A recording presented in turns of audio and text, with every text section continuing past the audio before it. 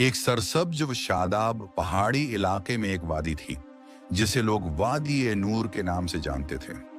कुदरत की हर नेमत वहां मौजूद थी।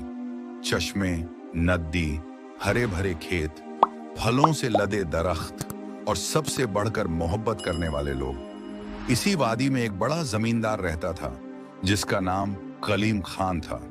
कलीम खान का खानदान कई पुश्तों से जमींदार चला आ रहा था। सैकड़ों एकड़ जमीन, अनाज के गोदान, बागात, मवेशी, मुलाजिम, ये सब कुछ कलीम खान की मिल्कियत थे। उसके हुक्म पर पूरा गांव कांपता था। बचपन से ही उसे सिखाया गया था कि हम खान लोग सबसे बढ़तर होते हैं, हमें हुक्म देना आना चाहिए, झुकना नहीं। यही सोच उसके मिजाज में रच बस गई।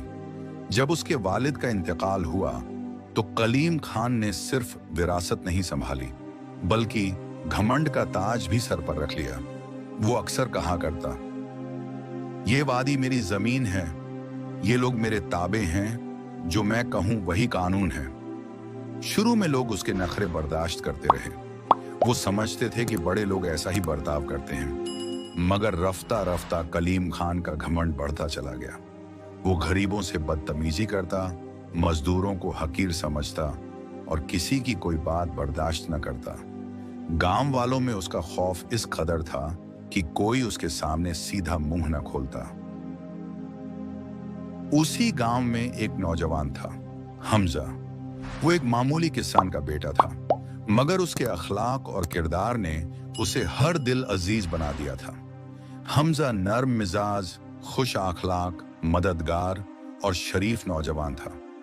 वो अपने वालिद के साथ खेतों में काम करता, बच्चों को पढ़ाता, बुजुर्गों की खिदमत करता और हर किसी की मदद के लिए हमेशा तैयार रहता। उसकी बातें दिल से निकलती और दिलों को छू जाती। लोग उससे मोहब्बत करते थे, उसकी इज्जत करते थे और अपने मसले लेकर उसी के पास जाते थे। यही बात कलीम खान को चुभने लगी। कलीम खान ने देखा कि लोग अब उससे ज्यादा हमजा की बात सुनते हैं। उसने गुस्से से कहा, एक मामूली किसान का बेटा मेरी बराबरी करे, ये मैं हरगिज बर्दाश्त नहीं कर सकता।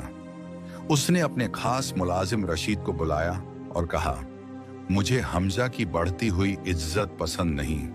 कुछ ऐसा करके दिखाओ कि लोग उसे बुरा समझने लगें।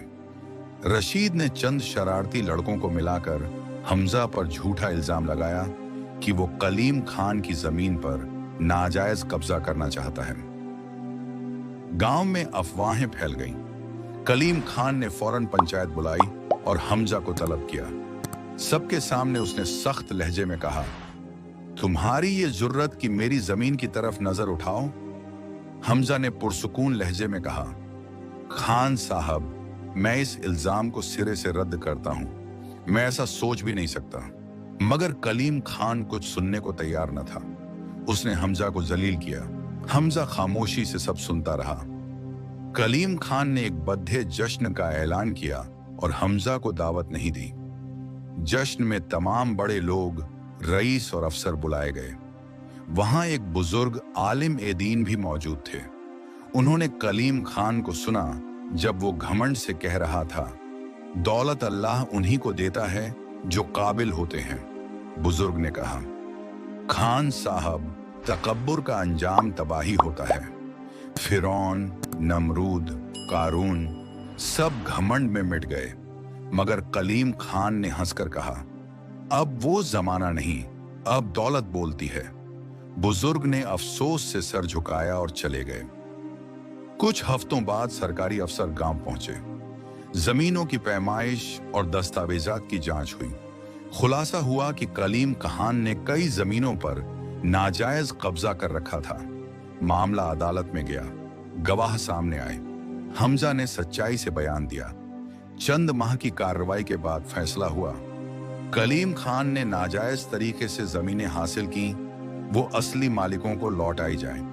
हमजा ने बदले की कोई बात नहीं की, बल्कि जब कलीम खान परेशान हुआ तो सबसे पहले वही उसकी मदद को आया। कलीम खान ने आंसुओं के साथ कहा, मुझे माफ कर दो, मैं तकब्बुर में अंधा हो गया था। हमजा ने मुस्कुराकर कहा, हम सब गलती करते हैं, मगर माफ करना अल्लाह की सुन्नत है। कलीम खान ने बाकी जिंदगी को दूसरों की भलाई के लिए वक्फ कर दिया।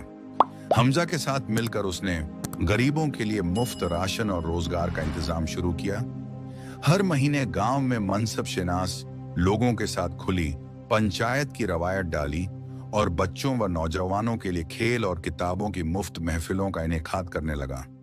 वादी ए नूर अब सिर्फ एक गांव नहीं था, बल्कि एक ऐसा मरकज बन चुका था जहां इंसानियत, अदल और मोहब्बत की रोशनी चारों तरफ फैल रही थी। सबक: तकब्बुर इंसान को अंधा कर देता है और आजिजी दिलों को जीत लेती है। जो झुकता है, अल्लाह उसे बुलंद करता है।